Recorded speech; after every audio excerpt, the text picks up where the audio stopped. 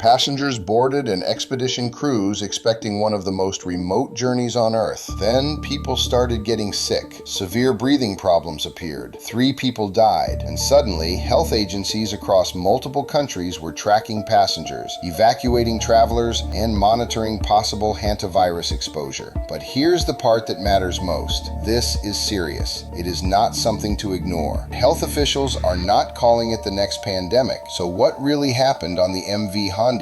This video breaks down the Hantavirus cruise ship outbreak using verified information from the WHO, CDC, and international health agencies. We'll cover what happened on the ship, why the Andes hantavirus strain matters, why some passengers were quarantined or monitored, and what the actual risk is for the general public. This is for educational purposes only and is not medical advice. If you have health concerns, consult a qualified healthcare professional. In May 2026, international health agencies began reporting a rare cluster of severe respiratory illness linked to the expedition cruise ship MV Hondius. The ship had passengers and crew from many countries and had traveled through remote regions before the outbreak became public. By May 11th, the World Health Organization had confirmed 7 hantavirus cases linked to the ship. 3 people had died. 2 additional cases were still suspected, but not officially confirmed. At that time, the virus identified was Andes hantavirus. That detail changed the seriousness of the response. Most hantaviruses are mainly spread from rodents to humans, but Andes virus is unusual. It is one of the few hantaviruses where limited person-to-person transmission has been documented. That does not mean it spreads like COVID. It does not mean every passenger was infectious, but it does explain why health agencies moved quickly. When a rare virus with a high severity risk appears in an international travel setting, the response has to be fast. This outbreak became global news for 3 reasons. First, the setting. A cruise ship is a contained environment. People share dining spaces, corridors, cabins, medical areas, and transportation routes. That does not automatically mean a virus will spread easily, but it does make contact tracing much more complicated. Second, the virus strain. Andes hantavirus is not the same as the most common hantavirus strains discussed in the United States. It is primarily associated with South America and has a history of rare human-to-human transmission. Third, the international passenger list. People connected to the ship came from many different countries. That means health agencies had to coordinate across borders. Passengers were evacuated, monitored, isolated, or assessed depending on their exposure risk and symptoms. Some American passengers were flown back to the United States and monitored as a precaution. One infected passenger was treated at a specialized biocontainment facility. This kind of response sounds dramatic, but in public health, dramatic precautions do not always mean dramatic public risk. Sometimes the goal is simple: contain a rare event before it becomes harder to manage. Andes hantavirus is a type of hantavirus associated mainly with parts of South America.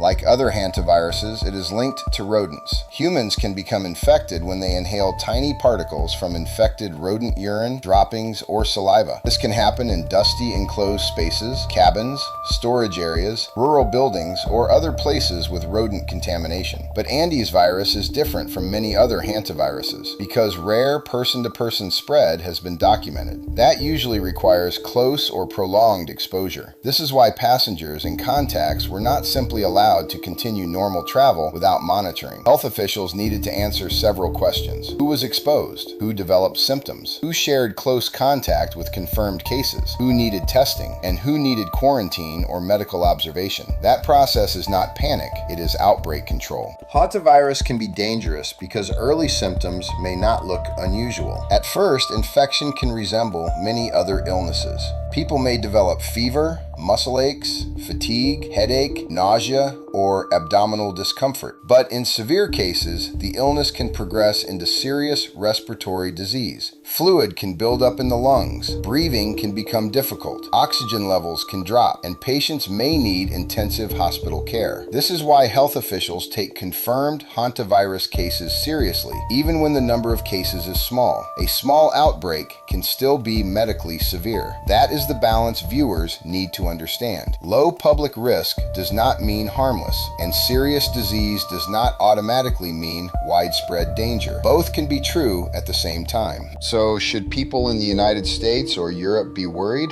Based on the available information, health agencies have repeatedly emphasized that the risk to the general public remains low. The people at highest concern are those directly connected to the ship, close contacts, and individuals who may have had relevant exposure. For the average person watching from home, this is not being described as a broad community outbreak. It is not spreading like COVID. It is not a normal airborne respiratory virus that moves easily through casual contact. The main concern remains a specific outbreak investigation involving a defined group of exposed people. That said, the story still matters. It shows how quickly a rare disease event can become international when travel is involved. It also shows why public health systems monitor unusual illnesses aggressively. The goal is not to scare people. The goal is to prevent confusion, stop misinformation, and respond before uncertainty becomes chaos. The biggest lesson from this outbreak is not that everyone should panic about cruises. It is that rare diseases require clear communication. Hantavirus is not new. Andes virus is not imaginary. The cruise ship outbreak is real. The deaths are real. The international response is real. But the current evidence does not support claims that this is the beginning of a new global pandemic. The smarter reaction is awareness.